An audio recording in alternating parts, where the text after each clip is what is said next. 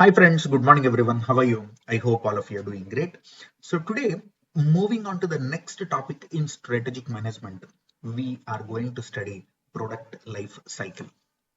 Do you remember in portfolio management, we have three important concepts. What are the three important concepts? Concept of strategic business unit, the concept of experience curve or learning curve, and product life cycle. Similar to a human being's life cycle, like how you are born, and then there is one infant stage, then there is one adolescence and youth, then there is aging, maturity, middle age, and then there is old age, and eventually the death. The life of any product you take, it has same four stages. So basically, it starts with research and development, the concept innovation. Once the research is successful, then it will go to the development stage where commercial exploitation starts, commercialization of the concept starts. Once the product development is over, then you have tested with the prototypes or simulations, and then you decided to go for mass production. Then the product will be introduced into the market and introduction starts. Okay, so research and development first. After that, the product life cycle starts. In the product life cycle, there are four stages: introduction, growth, maturity, decline. But obviously, when you introduce the product newly in the market, do you expect high sales and profits? Obviously, no. The sales will be very low and profits will be negative. That means you'll end up in losses. Any company is like that, isn't it? There is a break-even period till when you will be in losses. But once that takeoff point happens, subsequent to that takeoff point, next to that break-even point, you'll be earning profits, isn't it? So look here.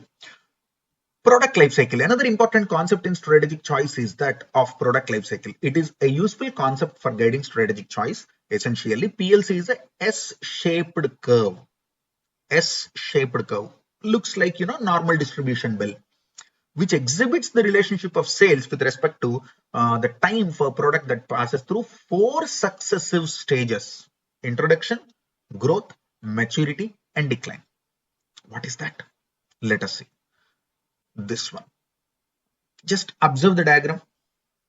On the x-axis, there is time. On the y-axis, there is sales. So first you'll introduce the product into the market. Nothing great happens. Then you will go one step further. So people started appreciating your product. People started understanding the value of your product, and people started buying your product. Then the sales increase. Then obviously competition will come. If you are doing something good, everybody will try to follow it, isn't it? That is where you develop core competencies and you will build the barriers. Then you can protect yourself. For example, Microsoft, Apple, these kind of companies, though they are highly successful, why their products or services cannot be replicated by competitors? Because of their intellectual property rights, because of their knowledge, because of the legal and operational barriers they create. But that won't happen in every industry. The dominance in operating systems by Microsoft is visible. But you look at any normal industry, no one can dominate the market. Maybe there are market leaders, maybe there are people with high brand recognition, high sales, high profits, but not a single company is having 80% market share. Not possible. So maturity is where the competition rivalry will reach a stage where beyond this point growth is not possible. So it is a kind of saturation point. After that, what will be there? Decline. Now you take the life of an individual. When you are born, what will be your height?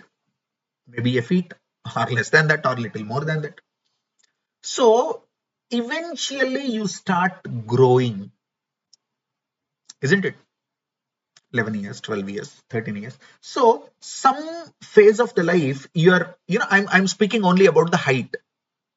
Some phase of life, Your height, growth is not that visible. 1 month, 2 months, 1 year, 2 years. But there will be some stage during the adolescence where, height is just like this. Your aunt or your uncle came 6 months back and they came after 6 months. You're not same. So from aunt, how are you to aunt, how are you? Companies also are like that. Products are also like that. The zoom in the market happens just like that. Now, what this stage 1, 2, 3, 4 mean? They have given 4 paragraphs here if you look at it. The first stage of product life cycle, the second stage of product life cycle, phase 3, phase 4, that year. So let us read this. The first stage of PLC is the introduction stage, obviously, in which competition is almost negligible because you are introducing a product which is not existing now. You are not simply, you might simply copy the product which is already existing also, but normally, see, look at body wash, look at soap. Can I say body wash is substitution to soap?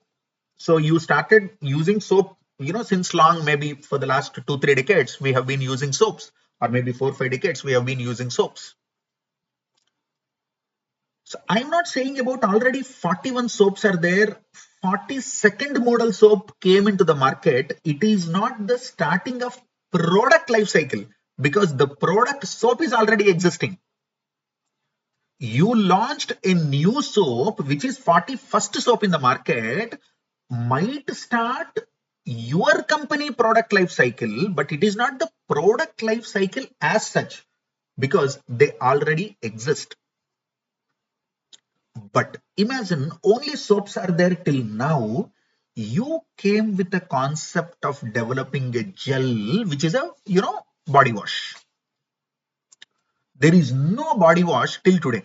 Then you introduce the product into the market. Now the product life cycle for this body wash starts with one company, but obviously second company, third company, fourth company also comes. So this is the first phase.